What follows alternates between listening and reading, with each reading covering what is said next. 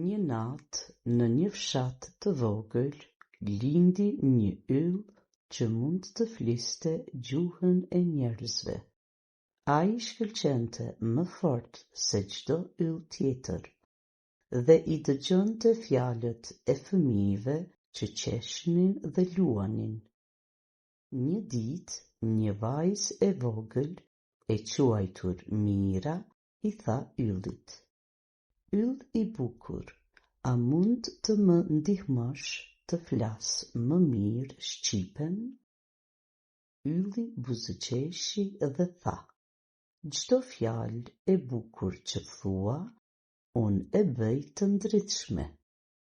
Mira filloi të lexonte, të shkruante dhe të fliste më qartë shqipen. Ajo mësoi se çdo fjalë e bukur kishte magjinë e vet dhe mund të ndriçonte zemrat e njerëzve. Çdo fjalë që thua ka fuqi, prandaj zgjedh fjalët me dashuri.